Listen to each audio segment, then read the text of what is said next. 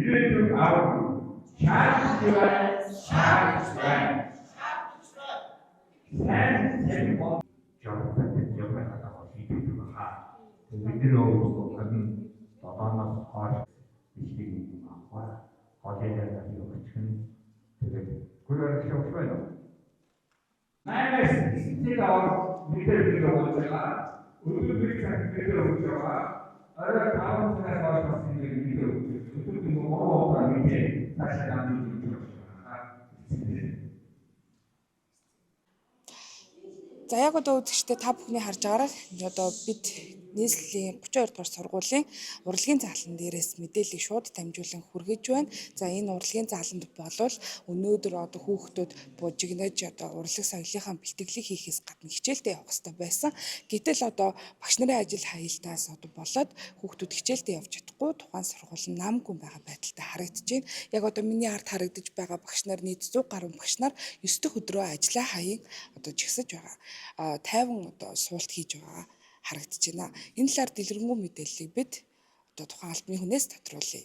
За өдрийн мэнд төргий ер нь багш нарын ажил хаялт ер нь хэр явцдаа үргэлжилж байна. За манай 32 дугаар сургууль 10 сарын 20-наас ажил хаялтаа үргэлжлүүлээ ингээ хийж байгаа. За зохих хууль журмын дагуу бид нэр мэдээлэлээ өгөөд энэ өдрөөс эхлээд ажил хийж байгаа. Ажлын байран дээр багш нар бол өглөө 8 цагт ирээд орой 15 7 цагт ингээд бид нэр бүгдээрээ энэ цагийн хооронд бол багш нар бүгд өөрөө анги танхимдаа бол зохиж журмаараа бид нэр суугаад ажлынхаа одоо байран дээр ажил хаялтыг өргөжлүүлж байна. За багш нар бол 3,500,000 цалиндаа одоо бид нэр хүртэл бол тэмцэнэ, ажил хаянаа. Ингээ бүх багш нар бол энэ дээр санал нэгтэй ингээд бид нэр гарын үсгээ зурж өгөөд ингээ ажил хаялтаа өргөжлүүлж байгаа. За яагаад 3,500,000 болтол багш нарын цалин нэмэх ёстой бэ? Гэвэл энэ үнийн одоо хөрөгдөлтэй холбоотой энэ цалин хөлсийг бол нэмэх шаардлагагүй бол багш нар бол өдөр тутам бол бид нэр бол олон хүүхэдтэй ажиллаж байна. Анги дүүргэлт их байна. Илүү цаг заагдаж байна. Ингээ багш нар бол ердөө хийсэн хөдөлмөрийнхөө хэмжээнд дүүцэхэд цалин бол дөхөж цалин бол авч чадахгүй байгаа учраас энийг бол холбоо бол судалгаа хийсний үр дүн дээр энэ хэмжээнд цалиныг нэмэгдүүлэхийг шаардж байгаа. Засгийн газар бол энэ байдлыг харж үзээ одоо яаралтай цалин нэмэхгүй бол багш нар бол 90-ад онд бид нэр ажил хийж исэн шигээ бол хоног хугацаа бол хэдий болтол үргэлжлэх нь тодорхойгүй ингээ ажлын байран дээр бид нэр ажил хаянаа. Өөр шаардлагатай гэвэл бид нэр бол одоо талбай дээр гарч жигсэж одоо эмчнэр бол одоо ажил хаялтанд бас бэлтгэж байгаа. Энтэй бас нэгдэж бид нар бол ажил хаялтаа юмыг цааш нь өргөжлүүлж өшөө өргөн цар өрөөтэй болох ийм хэмжээнд бол хөрөн шүү. Тэгээ ард түмний амьдрал бол доройтож байна. Тийм учраас энэ дээр бол одоо нийгмээр бол бидний одоо цалин хөлсийг бол нэмэгдүүлэхийг бол хүлээцтэй ингээ харж байна. Засгийн газар энэ дээр бол одоогор бол дөрвөтөө шийдэлд хүрэхгүй өөрснөө сандал ширээтэйгээ ингээд зуралдаал булаацалдаал одоо ингээл байгаа байдал маань бол ард түмнийг бол төлдөө өргөж шүү. Эдийг бол бас энэ ашрамт хэлье. Одоо ажил хаялт багш нарын ажил хаялтаас болоод бас хүүхдүүдээ эрх хөндөгдөж байна гэдэг асуудал яригдж байна. Ер нь хүүхд 32 дугаар сургуулийн тухайд хүүхдүүдэд ер нь ямархуу арга зааварчилгаа өгч гэрт нь одоо байлгаж байгаа л. За тэлээ хичээлийг хүүхдүүд бүгдээрээ үзэж байгаа байх. Энэ дээрээ бол багш нар бол ажил хаяхаас өмнө бидний бэлтгэл хийж сурагчдаа бас бие даалт хийх өгөх юмнуудыг бол багш нар бүгдээрээ өгсөн. Эцэг эхүүдүүд бүгдэд нь хүүхдүүдээ энэ ажил хаялт хугацаагүй хаягдж байгаа учраас энэ хүүхдүүдээ бас өөрснөө хараа хяналтаа сайн байх талаас нь зөвлөгөө өгсөн бүгдэд нь одоо мэдээлэл хүргүүлсэн байгаа. Тийм учраас энэ дээрээ бас анхаарч байгаа. Бид нар бол шав нартай санаа зовлгүй яах вэ? Хичээл хоцрогдож байгаа энэ нөхцөл байдал бол мэдээж бас танхимын хичээл гэдэг чинь чухал. Тийм учраас энэ нөхцөл байдалтай бид нэр уялдууллаа. Бидний өдөө болтлоо олон жил бол энэ бид нэр баг цалинтай ажиллаж ирсэн. Тэгээ өнөөдөр бол одоо бид нэр яах аргагүй ийм нөхцөл байдалд хүрч цалин нэмүүлэх шаардлагатай бол 100% бид нэр бол дэмжиж оролцож байгаа. Эцэгчүүд бас энэхүү асуудал ямар хөө байр суурьтай хандж байна вэ? Ер нь их эцгүүд бол одоо сошиал орчинд ч гэсэн бидний манай хүүхдүүдийн шавнар их эцгүүд ч гэсэн бас мессежээр биднэрт бас явуулж байгаа. Ажил аялалтаа чи нэмжиж байгаа шүү. Та нарын цалин үнэхээр бага байгаа шүү. Олон хүүхэдтэй ангид хичээлд ордог шүү. За анги танхим хүрэлцээгүй байгаа шүү. Энэ талыг бол сургууль энэ нөхцөл байдлыг бол маш сайн ойлгож дэмжиж байгаа. Манайх бол одоо анги танхим хүрэлцээ байхгүй учраас бид нар одоо ойролцоо сургуулийн ойролцоо одоо бид нар энэ гэрэл тодохноос бол 10 ангийг бол бид нар одоо түрээсийн төлж биднэрт энд бол хичээл сургуультайхаа үйл ажиллагаа бас явуулдаг байсан. Тэгээ ийм нөхцөл байдал бол хүнд байна шүү дээ. Тухайн сургуулиудын нийт хичнээн сурагчтай бол бас мөн хичнээн багш нартай вэ? За манайх бол нэг яг багш нар гэх юм бол нэг 101 орчим багш нартай байгаа. За багш ажилчид нийлээд нэг 146 байгаа. За сурагчийн тоо бол 3600 гаруй хүүхэдтэй.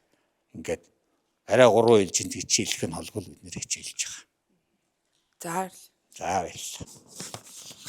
За үргэлжлүүлэн бид 32 дугаар сургуулийн багш одоо саруулаас нөхцөл байдлыг тодруулан хүргье. За өдрийн мэнд хүргэе. Ер нь ажил хаялт болоод 9 хоног өнгөрч байна гэлээ. Одоо тухайн ажил хаялт нь ер нь ямархуу нөхцөл байдалтай байна? Таны зүгээс бас юу гэж харж байна? За өдрийн мэнд би 32 дугаар сургуулийн түүх нэмийн ухааны багш Саруул гэдэг. За энэ байгууллагт ороод бол одоо 7 дахь жилдээ ажиллаж байна. Тэгэхээр манай байгууллага ажил хаялт нь одоо 9 хоног өнгөрч байна. Ажил хаялтын хугацаанд ажлын байрны шаардлагад нийцсэн одоо чиг өргүүдийг гүйцэтгэхгүйгээр одоо ингээд нэг кабинетд ингээд бүх багш нар маань сууж байгаа. Өглөө 8-аас оройн 17 цагийн хооронд ингээд сууж байгаа бүтэн 8 цаг. Гэтэл энэ бол алдагдж байгаа маш их боломжийг алдаж байгаа байхгүй бид нар хэрвээ ажил хаялт энэ өнөөдрийн нөхцөл байдал үүсэхгүйсэн бол бид нар хичээл сургалтынхаа үйл ажиллагааг энгийн үргэлжлүүлээд одоо энэ ажил хаялт маань хэдийн хугацаанд үргэлжлэхийг бас хэлж мэдэхгүй байгаа тийм. Тэгэхээр тэр энэ хугацаанд одоо ямар их боломжийг алдж байгаа. Тэгээ дээрээс нь одоо хүүхдүүд орж ирэхэд нэг заах ёстой байсан сургалтын үйл ажиллагаанууд оролцсон байгаа учраас хичээл нөхөлт явна маш их ажлууд бидний нуруунд дээр бол овоорч ийн л доо.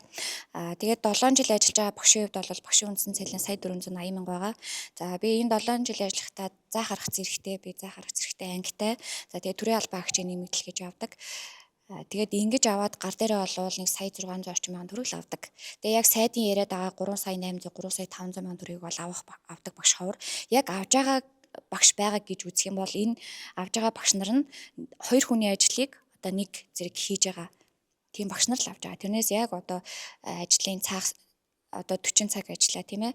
За тэгээд нөгөө нэг би бол 25% нэмэгдэлтэй сая 600 мянган төгрөгийн цалин авж штэ. Гэтэл яг эхний жилдээ ажиллаж байгаа багш нарын хувьд бол бүр бага цалин авж байгаа байхгүй. Тэгээ яг энэ боловсролын салбарт бол манай байгууллагын багш нар мэрэгжилтэй хайртай хүүхдийн төлөө гэсэн сэтгэлтэй ийм багш нарыг ингэж үлдэж байна. Тэгээ жил ирэх тусам энэ багш нарын одоо ажиллах орон тоо нөөц хомсдож байна. Тэгээ энийг бас яам маань ойлгосоо бидрийг дэмжээсэй, бидний үнэлэмжийг нэмэгдүүлээсэй. Бидний үнэлэмж нэмэгдэж байж энэ боловсрол хөгжинэ. Тэгээ боловсрол үн цэнтэй байх нь маш чухал.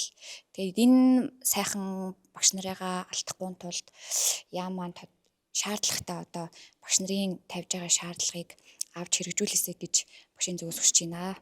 Манай нийгэмд бас сая 600 мянган төгрөгөөр амжиргаагаа залгуулагад хэр хүндрэлтэй байдаг бол ер нь бол хүндрэлтэй шүү дээ. Дундаж цалин дунджаас одоо нэг жил болгоны эдийн засгийн нэгдсэн тоон статистикаар бол дундаж цалин чинь сая 600-аас дээш тав явцдаг шүү дээ. Гэтэл бол энэ сая 600-ыг бол дунджаас доор бүр бага сая 100 200 мянган төгрөгийн цалин авч байгаа.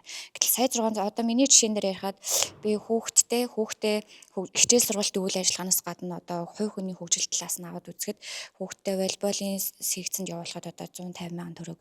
За тэгээ өдөр өнжүүлэхгээ өөрөө ингээд өдрийн дор хаяж 8 10-11 цаг ажилладаг учраас хүүхдийг мань харах хичээл сургалтын хийх одоо өдөр өнжүүлэх гээл ярихад 500 мянгаас эхэлж шít. Гэтэл би сая 600-ийнхаа 600 бараг 700 мянган ингээд зарцуулчаар цаана 900 мянган төгрөг үлдэж байна. За тэгээ энд чинь нөгөө энгийн хэрэглээний зардал, хүүхдийн хоол хүнсний зардал гээд ер нь бол чадан ядан л хүрэж байна да. За ер нь багш нар цаашдаа одоо хэд орчим хоног ажил хаях төлөвтэй байх шиг байна. Өөрийн хувьд бас цаашдаа ингээд үргэлжлүүлэн ажил хаяна гэвэл хамтдаа нэгдэж ажиллаа хийх үү? Мэдээж нэгдэнэ. Бид нар нэгдсэн зорилготойгоор энэ ажлыг эхлүүлсэн. Зүгээр хийх хоосон бид нар бол энийг ажлыг эхлүүлээгүй.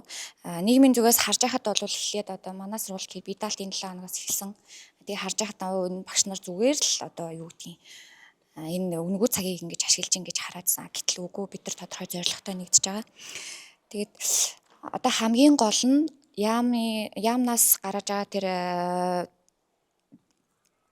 эрх барьж байгаа хүмүүсийн хилээд байгаа зүйлийг баримт бичгээр буулгах шаардлагатай юм л да. Зүгээр амаараа яриад 26 онд төдөө видео нэмэгдүүлэн гэдэг бол юусоо барьцгүй байгаа байхгүй юу? Нэмэгдүүлэхгүй ч байх боломжтой. Анх 17 онд багш нарын цалинг бол 50% нэмэгдүүлнэ гэж 17 гэдэг чинь одоогоос 8 жилийн өмнө биш. Одоо баруун 26 гарах чинь 8-9 жилийн өмнө. Гэтэл 50% нэмэгдүүлээгүй байж байгаа байхгүй. Тэгэхээр одоо 26 онд 50-70% нэмэгдүүлэх үү гэдэг бол асуудалтай. Тэгэхээр энийг заавал баримт бичгээр одоо засгийн газрын тогтоол үлдээ тийм ээ улсын хурлаар хэлэлцээд ингээ батлах шаардлагатай байна.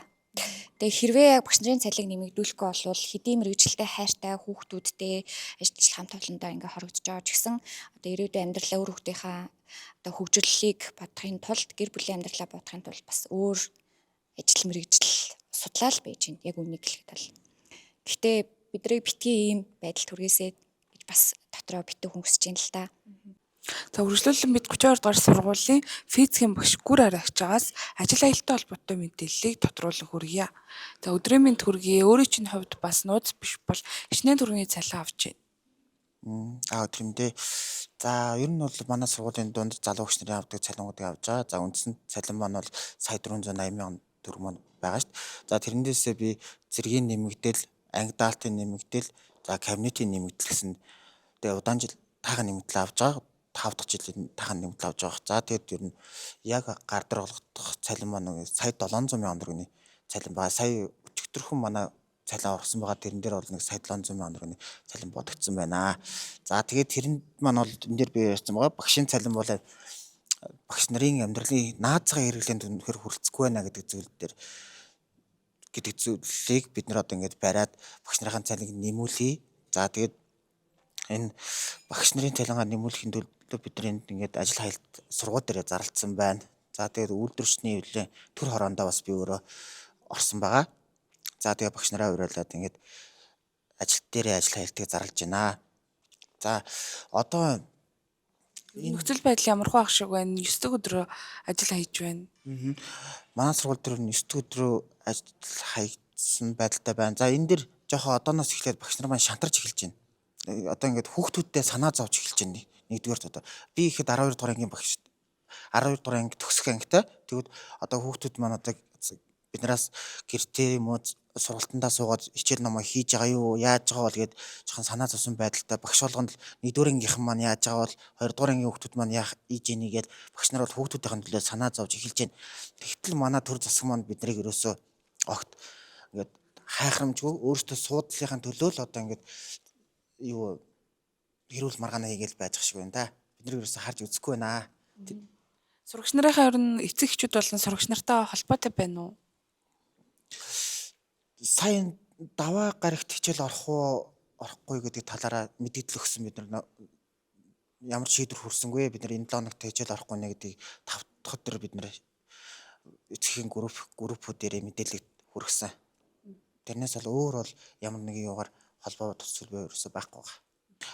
Тий одоо бидний багш нарын гол санаа зовж байгаа зүйл бол тэр байна. Одоо хүүхдүүд маань ингээд хичээл номоос хоцрогдол үүсээд ингээд яах ч одоо ялангуяа 12 дугаар төгсөж байгаа миний хувьд бол харамсалтай зүйл байгаа. Энэ бол өмнө 7 хоногоос шийдэх асуудал шийдэгдэх гаргалгааг нь одоо ингээд зарим гишүүд бол гаргаж өгөөд хахад ингээд манай сайд маань ингээд болохгүй байна гэдэг зүйлийг манайх ингээд цалин нэмэхгүй байна гэдэг зүйлийг сайд өгөөд байгаа шүү дээ. Тэгвэл бид нар ингээд цалингаа нэмүүлмээр байна. Ямар нэг арга хэмжээг та нар одоо цалин нэмүүлэх гаргалгааг чинь энэ боловсролын сайд буюу төр засаг нь өөрсдөө ингэж хийх хэрэгтэй байхгүй. Бид нар чинь зүгээр ажиллаа хийгээд биднэрт ажил олгож байгаа газар чинь боловсролын салбар байхгүй юу. Тэгээ одоо тэгээд боловсролын салбар сонгосондоо бас харамсаж шүү дээ. Одоо ингэ үдээ зэрэг маш олон жил твцсэн байхгүй юу. Би ингээд одоо 7 дахь жилдээ ажиллаж байгаа нэхэд одоо Анх 790,000 төгрөгнөөс багшийн цалин эхэлж ирсэн шүү дээ. Одоо тэгээд сая 400 болсон. Тэгэхэд нийгмийн одоо бус давхаргын бус хүмүүсийн цалин төгрөг одоо ямар байгаа вэ одоо сошиалор бол шуурж шүү дээ. Тийм л бодолтой байна да. Өөрийн хувьд бас зээлтэй болов. Зээлтэй. За энэ бол юу байгаа? Би ипотекийн зээлэнд орох гэж энэ багш төрийн байгууллагын нийгмийн даатгах төлөх мөл ипотекийн зээлэнд орно гэсэн шалгуураа шүү дээ. Тэрийг би энэ сургуульд ороод ипотекийн зээлд орох гэж би 4-5 жил явсан. Гэхдээ би чадаагүй. Яагаад гэвэл над дээр миний цалин нөгөө нэг 60% билүү 50% нь хүрэхгүй ингээд 100 сая төгрөгийн зээл ипотек гаргаж өгнө гэж. Тэгвэл 100 сая төгрөгийн зээл гаргаж өгч цаана одоо ингээд байр авахд амар асуудалтай хүндрэлтэй зүйл гарч ид нөгөө урчлагаа төлбөр нь дахиад 100 сая төгрөг хэрэглэж байгаа байхгүй. Тэгээд манай эхнэр энэ сургуульд байсан. Тэгээ хувийн сургууль руу ажиллаад 2 дахь жилдээ явж байхад нь хувийн сургуулийн цалин арай өөрлөлтөө. Тэгээд эхнэрийн нэр дээр ипотекийн зээл оруулаад тэгээд би өөрөө цалингийн зээлээр тултраа авч ээж байр нуршилгаа яаж чад одоо үнэхээр баг хумсоогуулах уу яах вэ гэхүүл дээрэл тулцсан байгаа байхгүй залуучуудын хувьд бол.